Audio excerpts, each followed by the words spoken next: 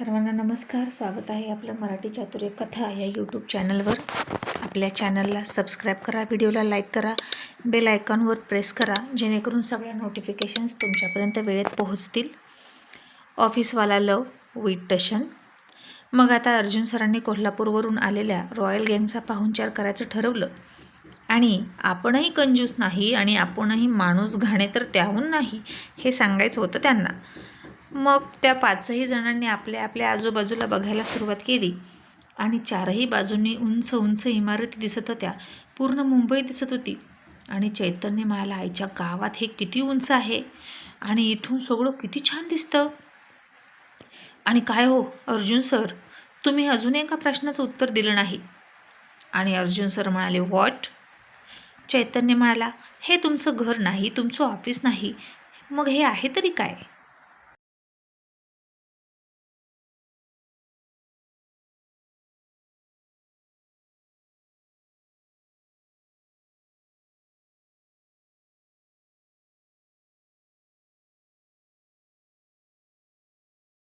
आणि अर्जुन सर म्हणाले, अड्डा, हा माझा अड्डा आहे.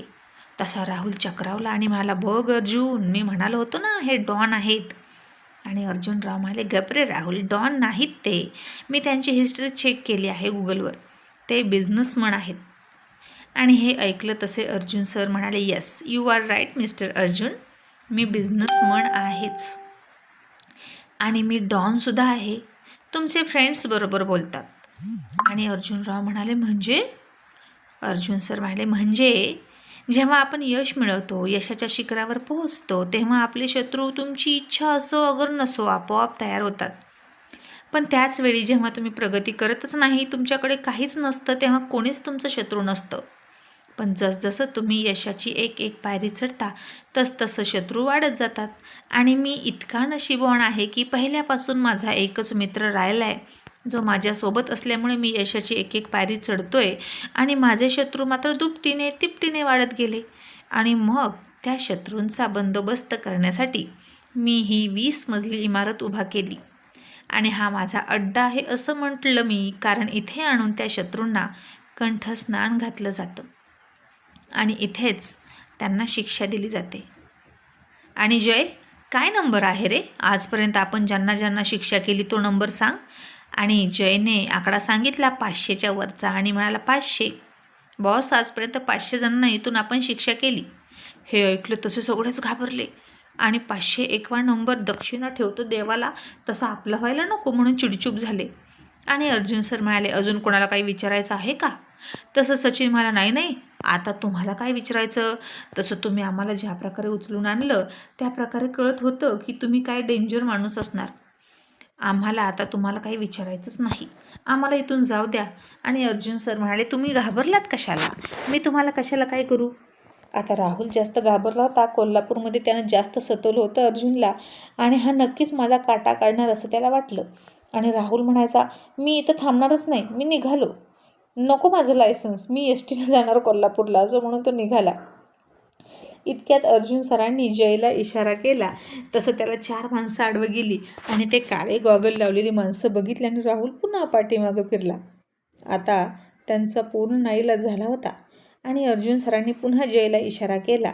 आणि जय म्हणाला, तुम्ही कोणीही घाबरू नका, तुमचं नशीब खूप चांगलं आहे म्हणून बॉस स्वतः तुम्हाला घ्यायला आले, तुमच्याशी व्यवस्थित बोलत आहेत, नाहीतर बॉसचं दर्शन कधीच कुणाला होत नाही. आणि मला नाही माहीत तुमची आणि त्यांची कशी ओळख आहे, पण मी त्यांच्यासोबत गेले 25-30 वर्ष काम करतो आणि मी त्यांच्यासाठी हेच काम करतोय. हे सगळे क्राईम मीच केलेत आणि मी बॉसचा क्राईम पार्टनर आहे. आणि हे सगळं त्यांनी स्वतः होऊन नाहीच केलं, पण जेव्हा लोक त्यांच्या वाटेला जातात तेव्हा त्यांना हे करणं भाग पडतं. आणि जर त्यांनी हे नाही केलं तर त्यांचे शत्रू त्यांना त्रास देतात. आणि त्या शत्रूंना नाही संपवलं तर ते बॉसची फॅमिली संपवतील. मग काय करायला हवं अशा वेळी? स्वतःवर वार करून घ्यायचा का? आणि अर्जुनराव म्हणाले, बरोबर आहे, अंगावर आल्यावर शिंगावर तर घेतलंच पाहिजे.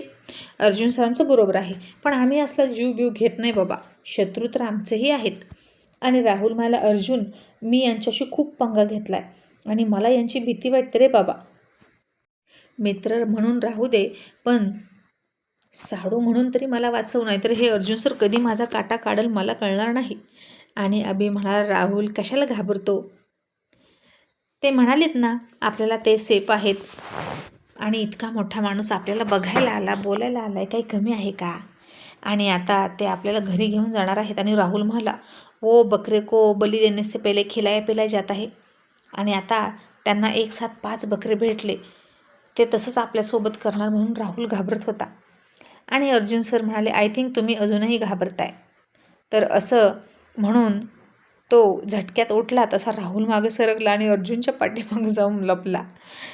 आणि इतक्यात तन्वीचा अर्जुन सरांना फोन आला आणि ती म्हणाले, अर्जुन मी घरी आले, घेऊन ये तुझे गेस्ट. आणि अर्जुन सर म्हणाले, ओके डार्लिंग. आणि त्या 5ही जणांना अर्जुन सर म्हणाले, चला गाडीत बसा. तरीही कोणीही हलत नव्हतं. आणि अर्जुनराव पुन्हा एकदा म्हणाले, सर प्लीज, माझे मित्र खरंच घाबरलेत, तुम्ही त्यांचं लायसन्स आणि आमची गाडी सोडायला सांगा ना प्लीज. आणि हट्टी अर्जुन सर म्हणाले, नो वे, माझी बायको तुमच्यासाठी डिनर बनवते आणि तुम्ही तिकडे यायचंच आणि माझ्या मर्जीशिवाय तुम्ही हलणार नाही.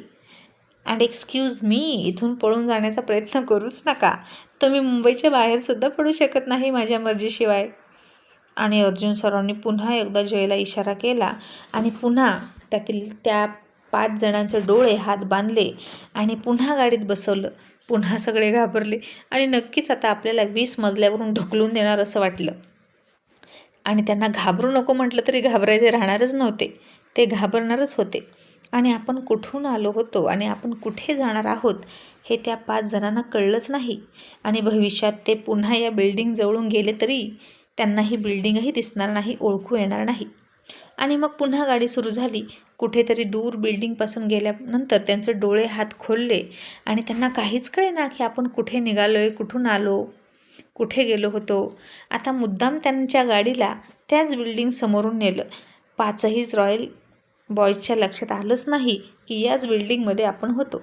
आणि मग काही वेळातच गाड्या आलिशान अशा देसाई मॅन्शनसमोर येऊन उभ्या राहिल्या.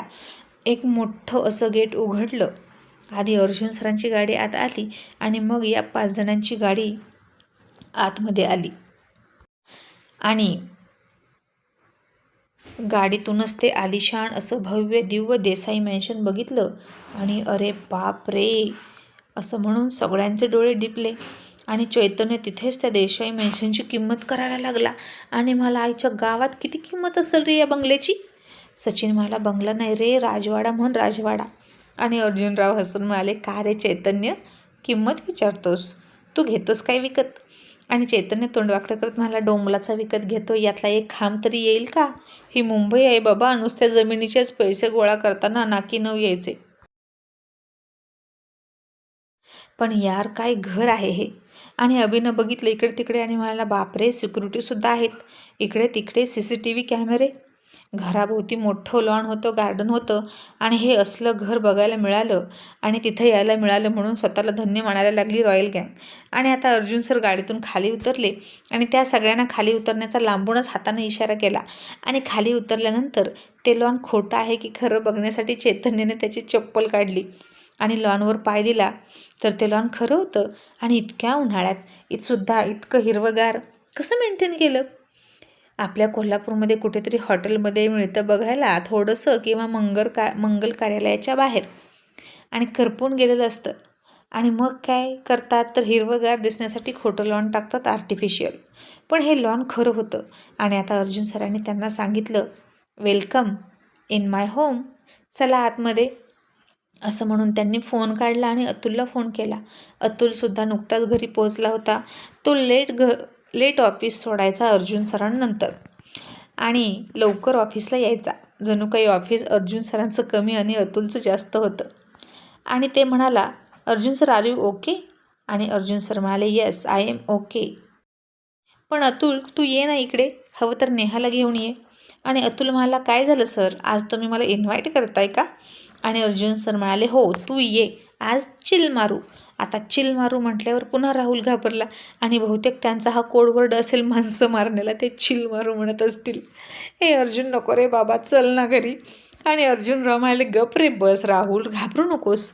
आणि अर्जुन सर फोन ठेवून म्हणाले, तुम्ही घाबरू नका प्लीज. आणि राहुल संशय घेऊन म्हणाला, मग आता तुम्ही कोणाला फोन केला होता? आणि अर्जुन सर हसले आणि म्हणाले, मघाशी तुम्ही माझा क्राईम पार्टनर बघितला, तर आता मी तुम्हाला माझ्या मस्ती पार्टनरला भेटवणार आहे. द वन अँड ओनली, माझा एकलवता फ्रेंड अतुल. मुलगा US ला गेला आहे माझा, नाहीतर तुम्हाला त्याच्याशीही भेटवलं असतं. My son, my tiger. आणि हे ऐकून सचिन म्हणाला, टायगर म्हणजे वाघ. आणि अर्जुनराव म्हणाले, माकडा, बछडा रे. मी नाही का म्हणत माझ्या मुलांना माझे बछडे आहेत. ते त्यांच्या मुलाला टायगर म्हणतात. आणि राहुल म्हणाला, आणि हे बब्बर शेर, खरंच यार वाघासारखा माणूस आहे. जिथं जाईल तिथे याचा रुबाब असतो. आणि अर्जुनराव म्हणाले, असणारच, आसामी बारकी आहे का, वर्ल्ड नंबर 1 बिझनेसमन आहे तो. आणि अर्जुन सर म्हणाले, काय चाललंय तुमचं, हे पहा इथे तुम्ही सेफ आहात. तुम्ही तनुशी भेटता का, म्हणजे तुम्हाला रिलॅक्स वाटेल. आणि मी माझ्या फ्रेंडलाच बोलवलं आहे. तुम्ही 5 आणि मी एकटा, मग मलाही फ्रेंड हवा ना. आणि तो नसेल तर मी एकटा पडेल. हा तसा साला आहे माझा इथे, पण माझा साला थोडा बोरिंग आहे. तसे अर्जुनराव मोठ्यानं हसले आणि म्हणाले, म्हणजे तुमचा साला पण बोरिंग आहे का. साला माझा साला पण बोरिंग आहे. माझ्याशी अजिबात बोलत नाही. मूळव्याध उठल्यासारखा प्रत्येक वेळी त्याचं तोंड वाकडं असतं. आता अर्जुन सर थोडेसे हसले आणि म्हणाले, मूळव्याध मीन्स वॉट. आणि अर्जुनराव म्हणाले, अवघड जागेचं दुखणं. आता अर्जुन सर म्हणाले, आता अवघड जागा कोणती. आणि अरे देवा, सगळे रॉयल बॉयज भीती विसरून मोठ्यानं हसायला लागले. आणि 5 जणांचं 5 प्रकारचं हसणं. आता हे वात्रट गँग इतकी मोठ्यानं हसत होते की आतमध्ये तन्वीला आवाज गेला. आणि ती म्हणाली, अर्जुन कुणाला घेऊन आलाय, हे कसले गेस्ट, इतकं कोण हसतं. आणि राहुल आता त्याच्या सवयीप्रमाणे खूप हसत होता. आणि अर्जुन सरांना अवघड जागाच माहीत नाही म्हणून किती हसत होते सगळे. आणि या अर्जुन सरांना अवघड जागा माहीत नाही म्हणून त्यांना आश्चर्य वाटत होतं. बापरे, खूप हसत होती रॉयल गँग.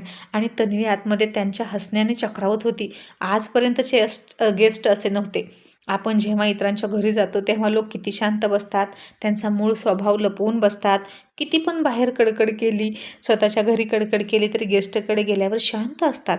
कितीही माणूस खादाड असला तरी गेस्टकडे गेल्यावर कंट्रोलच करतो आणि वाढू नका, नको नको, बास, पोट भरलं असंच म्हणतो. पण इथं ही रॉयल गँग होती. जिकडे जाईल तिकडे ओरिजिनल ती ओरिजिनल राहणार होती, एकदम अस्सल आणि गावरान. आणि दुसरे म्हणजे अर्जुन सर, ते सुद्धा कोणाच्या घरी गेले, कुठेही गेले तरी ओरिजिनल राहायचे. त्यांचा राग आणि रुबाब दाखवून द्यायचे. जसं अर्जुनरावांच्या घरी जाऊन त्यांनी 2 दिवस रागच दाखवून दिला आणि माणूस अँग्री गेस्ट म्हणून प्रसिद्ध झाला. आणि येईपर्यंत रुबाबातच राहिला, स्वतःच्या घरात राहिल्यासारखा. आणि ही रॉयल गँग मात्र हसत होती इथं येऊन. आणि आता अर्जुन सरांनी हाताची घडी घातली आणि सगळ्यांकडे थोडंसं रागात बघितलं. तसं सगळ्यांनी त्यांच्याकडे बघितलं आणि पुन्हा हाताची घडी, तोंडावर बोट असं केलं. आता अर्जुन सरांनी हात सोडले की 5ही जणांनी हात सोडले. पुन्हा अर्जुन सरांनी कमरेवर हात दिला तर 5ही जणांनी कमरेवर हात दिला. आणि हे काय चाललंय सर्कसमधल्या माकडासारखं. रिंग मास्टरनं पुढं करायचं आणि मागं माकडांनी तसं तसं करायचं. आणि अर्जुनला आता हसायलाच आलं रॉयल बॉयची ही तऱ्हा बघून. आणि अर्जुन सर खूप हसायला लागले. तसे 5ही जण पुन्हा हसायला लागले. आणि चैतन्य अर्जुनरावांच्या कानात हळूच म्हणाला, ए अर्जुन, असा कोण असेल का रे ज्याला स्वतःचीच अवघड जागा माहीत नाही. असं म्हणून चैतन्य खूप हसायला लागला.